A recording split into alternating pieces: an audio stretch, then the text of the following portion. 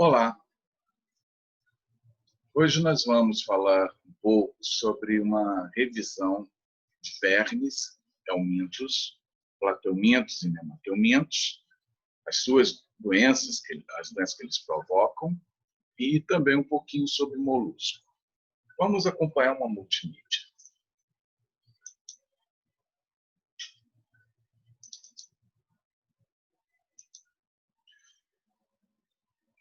Bem, então nós vamos começar com uma visão geral, né, uma revisão sobre esse assunto. Para começar, o que significa helminto? Helminto significa verme. Então, nós temos nos filos animais dois tipos de vermes: os plateumintos, que são os vermes achatados, e os nemateumintos, que são os vermes cilíndricos. Entre esses vermes achatados, os plateumintos, nós vamos ter a planária, a tênia e o xistosoma. Aqui nós temos uma planária terrestre. Então, planárias, xistosoma, que provoca a esquistossomose, e a tênia, que provoca a teníase. E temos os nemateumintos, né, que o representante mais importante é a lombriga. Na escala evolutiva, aqui nós temos, desde o ancestral protista até os cordados, nós vamos ter todos os filos, né? Quer dizer, todos não, os principais filos do reino animal. Quando a gente fala de plateuminto, as novidades que aparecem nesse filo são os gânglios nervosos, porque, se a gente lembrar, porífero não tem célula nervosa. Porífero, ele é o animal mais simples que existe. Quinidário foi o filo onde surgiram as células nervosas, só que elas ficam espalhadas no corpo. A novidade dos plateumintos é ter um centro de controle. Pela primeira vez nos animais, eles passam a ter gânglios, que são concentrações de células nervosas, para ajudar a administrar o corpo. Pela primeira vez também, aparecem uma célula especializada para fazer a função como se fosse o rim de um animal. Só que não é órgão, ainda são células que trabalham isoladamente. Essas células, que vão excretar os restos do metabolismo desse animal, nós chamamos nos plateumintos de células flamas ou solenócitos. Esses animais também têm uma grande novidade para o animal, que foram as planárias, que foram os primeiros animais a conquistarem o ambiente terrestre. Falando das novidades dos nemateumintos, os nemateumintos, além deles terem o pseudoceloma, e são os únicos animais a terem essa estrutura, eles são os animais com novidade, que é o sistema digestivo completo. Eles passam a ter o ânus. Então, esse animal, agora, ele tem ânus ligado à boca, ou boca ligada a ânus, pelo tubo digestivo. Então, esse animal já consegue fazer uma digestão muito mais eficiente. Na ordem evolutiva aqui, daqui para frente, todos os organismos também terão essa característica. Mas começou, o primeiro animal a ter esse sistema digestivo completo foram os nemateumintos. Bom, considerando os plateumintos, nós temos que ver algumas doenças. Uma das doenças mais comuns, das doenças de plateumintos, a mais comum e prova é a esquistossomose. Então, a esquistossomose, se a gente começar o ciclo de vida do xistosoma, para vocês entenderem o processo dessa doença, nós temos um homem doente, que os vermes estão nas veias ao redor do intestino. Então, aqui é que vão ficar aqui o xistosoma mansoni. Então, esse homem, quando defeca, ele libera nas suas fezes os ovos do parasita. Esses ovos do parasita, em contato com a água, eles liberam uma larva ciliada chamada de miracídio. A única função do miracídio é entrar no hospedeiro intermediário, que é o caramujo, do gênero Bionfalaria. Dentro do caramujo, elas se reproduzem assexuadamente e produzem um segundo tipo de larva, a cercária. A cercária vai para a água, sai do caramujo, vai para a água e nada procurando o hospedeiro definitivo, que é o homem. E ela entra através da pele do homem, cai na circulação e vai parasitar as veias ao redor do intestino até o fígado do homem. Então, esse é o ciclo de vida do Schistosoma mansoni, saindo de uma pessoa e chegando em outra pessoa. Aqui eles se tornam adultos e se reproduzem. Bom, quais seriam as medidas profiláticas mais adequadas para essa doença? Bom, como medidas profiláticas, nós podemos citar evitar ter o saneamento básico, para que o homem, esses ovinhos não cheguem no ambiente, tratar a pessoa doente e evitar contatos com ambientes contaminados. Essas são as principais profilaxias. Considerando o ciclo da teníase, agora do ciclo das tênias, a tênia solium e a tênia saginata, que vai provocar a teníase, nós temos 2 parasitas para estudar, para a prova. Tênia solium e tênia saginata. A tênia solium, ela tem que passar por um hospedeiro intermediário, que é o porco. A tênia saginata tem que passar por um hospedeiro intermediário, que é o boi. O hospedeiro definitivo sempre é o homem. Então, no homem vai ocorrer uma reprodução da tênia, uma autofecundação, e nas fezes do homem vão ser liberados ovos da tênia. Se for ovos da tênia solium, o ciclo só se completa se o porco comer esses ovos que estão saindo nas fezes do homem. Se for tênia saginata, o ciclo só se completa se os ovos forem ingeridos pelo boi. Então, o que acontece quando esses animais, esses hospedeiros, comem o ovinho certo? O que acontece é que eles vão, dentro do corpo dele, produzir uma larva e o homem, quando come essa larva, na carne mal cozida, a larva se desenvolve dentro do homem, produzindo uma nova tênia. Então, se o homem comer carne de porco mal cozida, contendo a larva, essa larva vai se desenvolver no corpo do homem, gerando uma tênia sólida. Se o homem comer a carne de boi mal cozida, contendo a larva chama-se cisticerco, né? O homem vai desenvolver uma tênia saginata. Então, o contágio da teníase se dá quando a gente come a carne mal cozida desses animais. Profilaxias. Tratar a pessoa doente, remédio para verme, para matar a tênia. Saneamento básico, para que os ovos que saiam nas fezes desse homem não cheguem no ambiente. Evitar comer carne mal cozida. Se a gente evita comer a carne mal cozida, a gente evita o contágio, porque a gente não está deixando a larva, mesmo se ela estiver presente, viva. No cozimento, a gente mata a larva. E inspecionar carnes nos frigoríficos.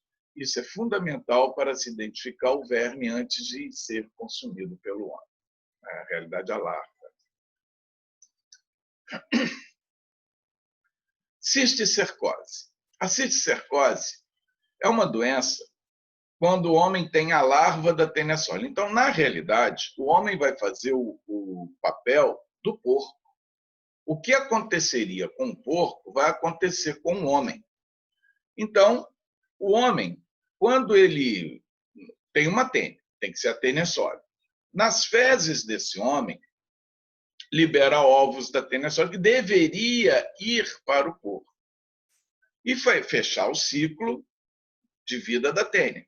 Só que esses ovinhos, O homem pode, por mão suja, depois de defecar, engolir os ovinhos que estão saindo das fezes dele, né, que a gente chama de autoinfestação, ou esses ovinhos que ficam no ambiente, o homem pode engolir acidentalmente quando ele ingere a comida ou bebe uma água que não foi tratada.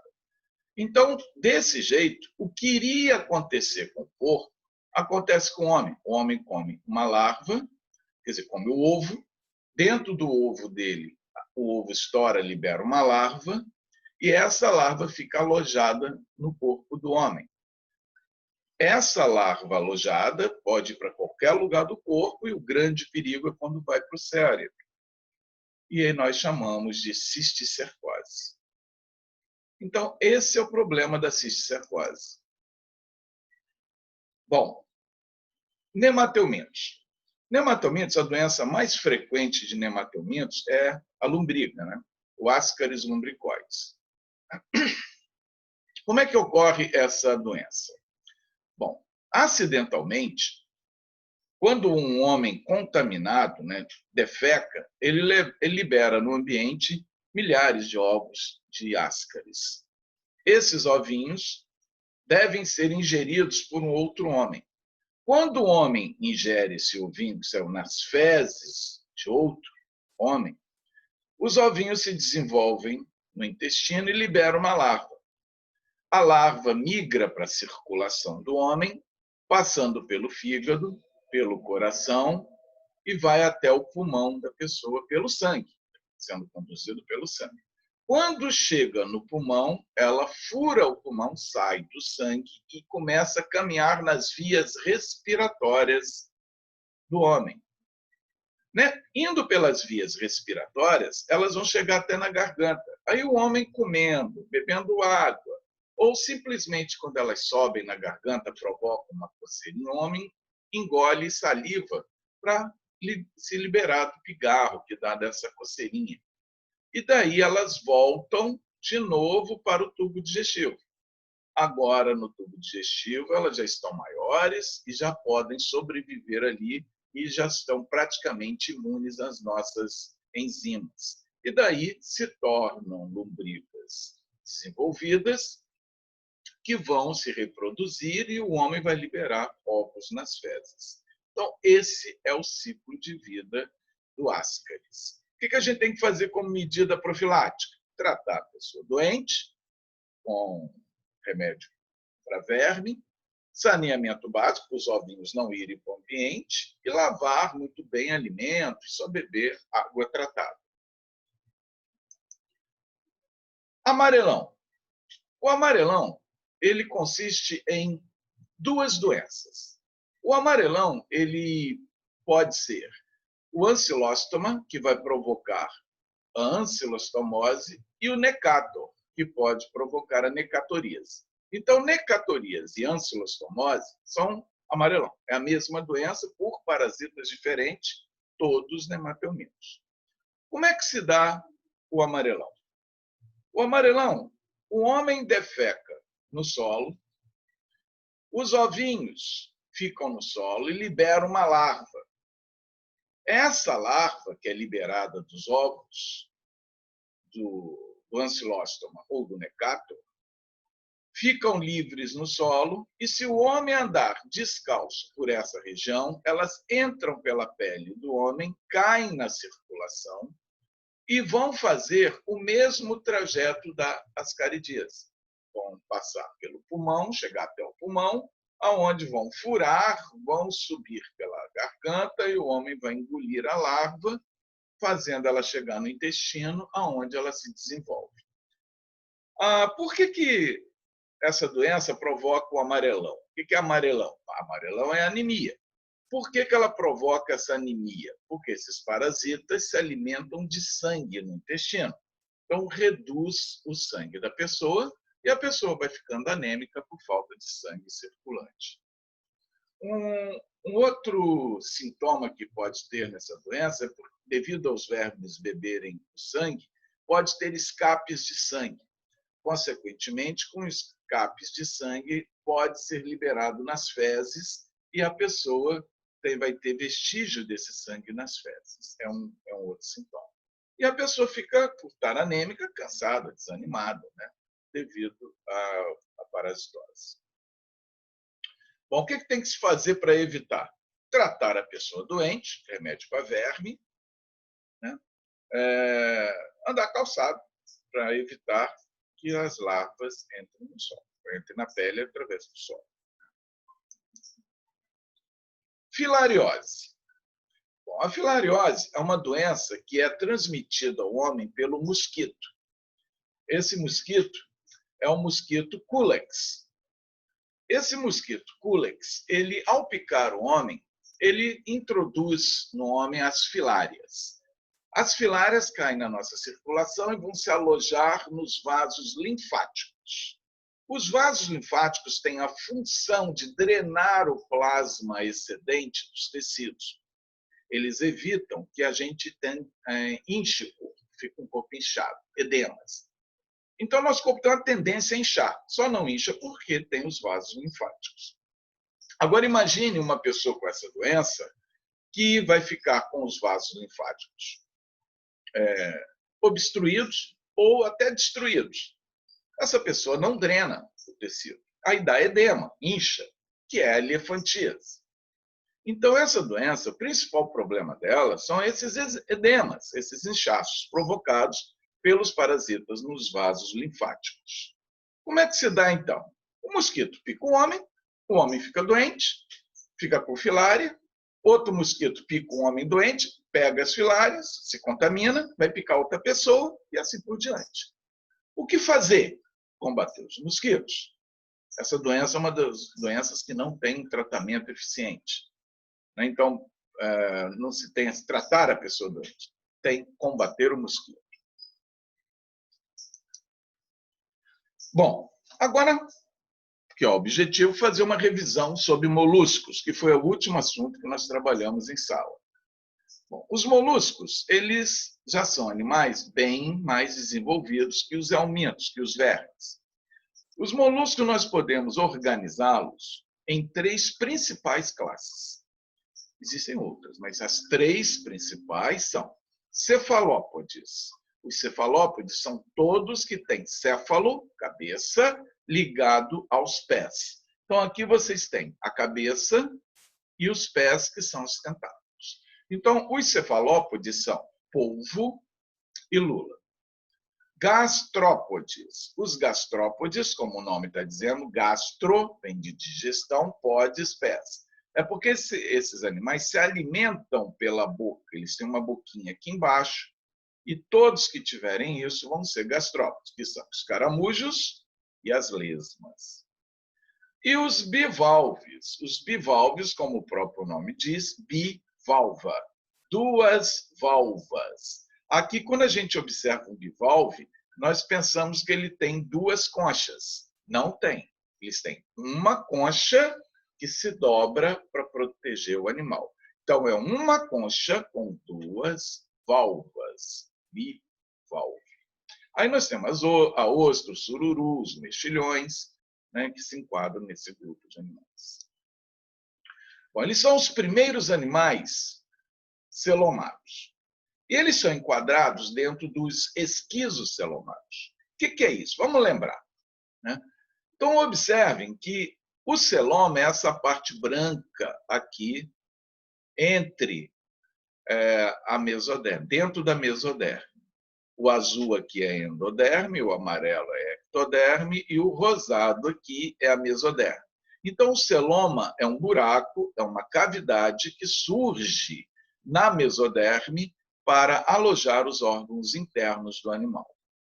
Então, esse animal, ele é um esquizocelomado. Então, para originar esse celoma, que está comum aqui em todos os animais, ele segue um caminho diferente dos enterocelomados. Observe aqui os enterocelomados como é que são. O celoma surge de 2 bolsas aqui na mesoderme. A mesoderme é o rosinha. Aí vai surgindo 2 bolsas e forma o celoma. Esses são os enterocelomados, que são apenas equinodermos e cordados. Os moluscos, anelídeos e artrópodes, são os esquizocelomados. Como que surge esse celoma? Ele surge por duas fendas na mesoderme. Essas fendas vão crescendo e vão originar o celoma.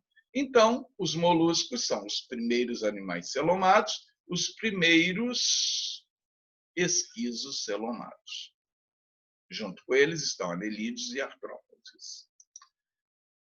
Eles são os primeiros animais a terem sistema circulatório. E esse sistema circulatório, ele é um sistema circulatório aberto nos gastrópodes e bivalve e sistema circulatório fechado nos cefalópodes. Eles são os primeiros animais a terem sistema respiratório complexo, um órgão para respirar. Então, nos aquáticos vai ter a brânquia, nos terrestres um pulmãozinho simples, que é uma dobra de pele. A pele dos moluscos chama-se manto. Então, é a cavidade do manto, ou pálio, que é a mesma coisa, que é um pulmão primitivo.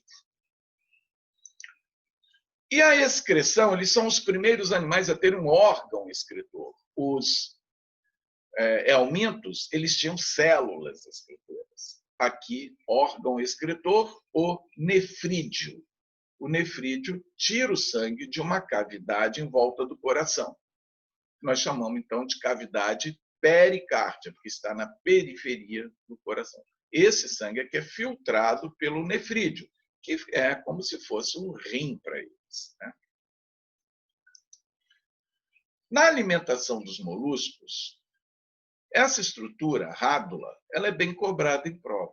A rádula, ela é um tipo de língua cheia de dentes, pequenos dentinhos, que alguns moluscos utilizam para raspar ou triturar o alimento. Ela está presente, essa rádula, em gastrópodes e cefalópodes. A rádula não está presente nos bivalves, porque os bivalves eles são filtradores. Por serem filtradores, eles filtram a água para obter o plâncton e não precisam raspar nem triturar nada, porque o plâncton já é um alimento muito pequenininho. Né? A respiração, que nós já falamos, aqui é só para ver essa dobra de pele que vai funcionar como um pulmão primitivo. Nos aquáticos, seria uma brânquia para fazer a troca gasosa. Nós falamos na circulação em sistema circulatório aberto e fechado. O que é isso? O sistema circulatório aberto é quando não existe um capilar ligando a artéria à veia. Então, existe uma câmara, que nós chamamos de hemocele, onde o sangue todo é derramado. Isso faz com que o animal perca pressão sanguínea. Por isso que o gastrópode, um caramujo, uma lesma, é lento, porque ele não consegue acelerar com um sistema circulatório aberto, porque aqui perde toda a pressão do sangue. Já os cefalópodes, eles têm um sistema circulatório muito parecido com o nosso, que é o sistema circulatório fechado. Existem os capilares, então as artérias estão comunicadas às veias. Aí o coração, ao acelerar a pulsação, o sangue acelera na circulação e o animal pode acelerar o corpo. Quanto à excreção, existe os nefrídeos, como nós já falamos, como característica. Aqui está o nefrídeo. O nefrídeo ele filtra o sangue que está em volta do coração. Então, o coração ele tem a cavidade pericárdia, onde o nefrídeo filtra esse sangue, devolvendo para o corpo o sangue bom e jogando fora os resíduos, que seria como se fosse o xixi dele. Bom, eu acho que, como revisão, a gente só tinha que falar mesmo os principais itens desses animais. Na primeira revisão, nós falamos desde o início da nossa matéria, desde vírus até quinidários. Essa segunda revisão, apenas para a gente lembrar os principais aspectos dos helmintos e moluscos. Espero que vocês tenham gostado e aproveitado essa pequena revisão, né, para que a gente possa dar continuidade agora ao nosso trabalho de estudo dos animais. Abraço, gente.